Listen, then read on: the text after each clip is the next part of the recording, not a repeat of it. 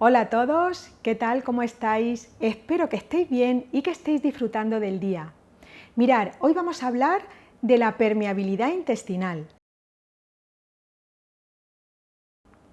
Lo primero que quiero deciros es que nacemos carentes de bacterias a nivel intestinal y que justo en el momento que nacemos empezamos a generarlo.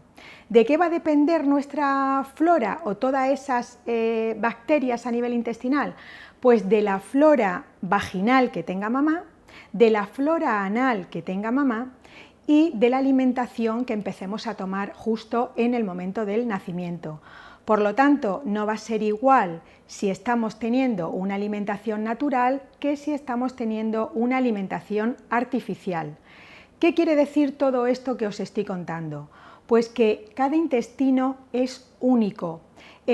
La flora intestinal de cada uno sería como una huella dactilar, sería nuestra huella dactilar a nivel intestinal. Pero dicho esto, quiero explicaros cuál es la diferencia de una disbiosis intestinal y de una alteración de la mucosa. Mirad, cuando tenemos una disbiosis intestinal, lo que tenemos es una alteración de la flora bacteriana. En el intestino tenemos dos tipos de flora, una que es la flora de fermentación y otra que es la flora de putrefacción. La flora de putrefacción se encuentra alojada en el colon descendente, pues con toda esa porquería para luego poder expulsarla. Y la flora de fermentación la encontramos en el colon ascendente y en el transverso. Bueno, pues cuando hay un equilibrio entre esas dos floras, todo es perfecto y nuestro intestino está en armonía.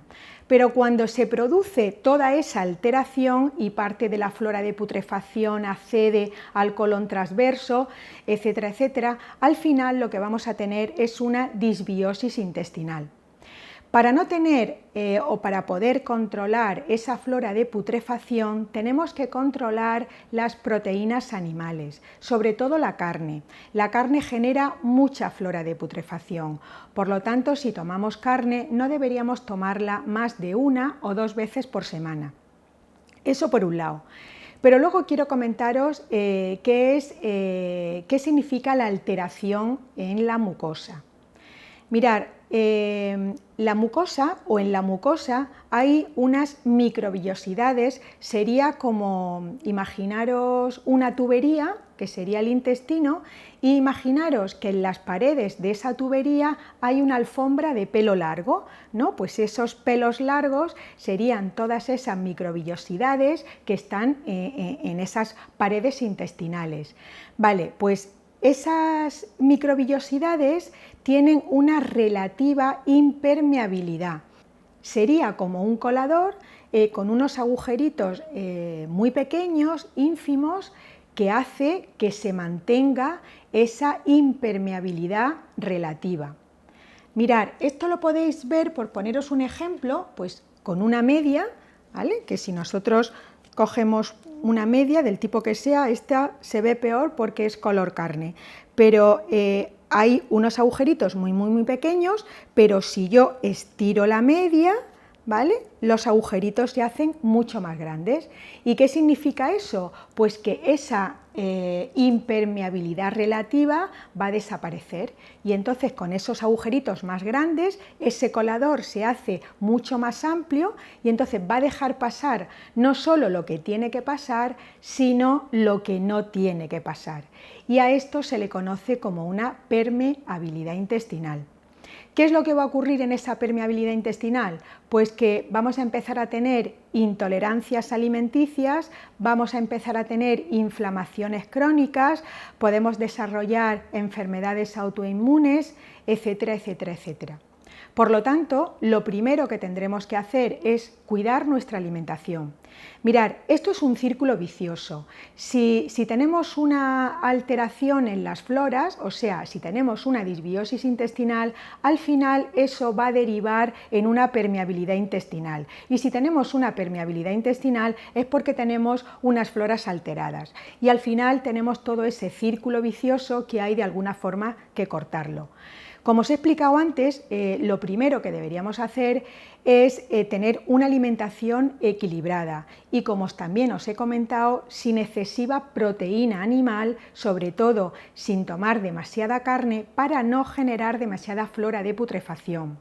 Pero luego hay dos alimentos que además sucesivamente los estoy repitiendo y en otros vídeos también los podéis ver, que es el trigo. Deberíamos suprimir el trigo de nuestra dieta y, si no, reducirlo al máximo. Incluso a veces es necesario por un tiempo quitar el gluten, aunque ni siquiera seamos celíacos. Y luego otro alimento que deberíamos quitar es la leche de vaca. Pero fijaros aquí, la leche de vaca no por la lactosa, sino por la caseína. La caseína es la proteína láctea y, como tal proteína, necesita unos jugos gástricos potentes para poder digerirlo. Pues fijar lo que pasa, que esa proteína, esa caseína, lo que hace es que anula la acción de los jugos gástricos, o sea, lo que hace es alcalinizar el estómago, por lo tanto se van a producir malas fermentaciones y putrefacción intestinal, con lo cual tendremos más flora de putrefacción y volveremos a ese círculo vicioso.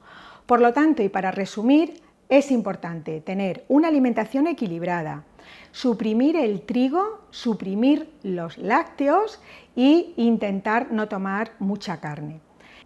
Aparte, deberíamos suplementarnos con prebióticos y probióticos que van a hacer que vuelva ese equilibrio a esa parte intestinal. Y además vamos a fortalecer todas nuestras enzimas digestivas y también lo va a notar nuestro vientre, porque hay muchas personas que me preguntan que tienen el vientre abultado, que incluso aunque adelgacen están con un vientre abultado, y eso es porque hay una carencia en enzimas digestivas. Así que si seguís mis consejos os puedo asegurar que vuestro vientre se va a quedar mucho más plano. Y además me gustaría que me lo dejarais en vuestros comentarios si eso es así. Y nada más, si os ha resultado interesante el tema, compartirlo, dale a me gusta, suscríbete para no perderte nada y nos vemos en el siguiente vídeo. Gracias, gracias, gracias.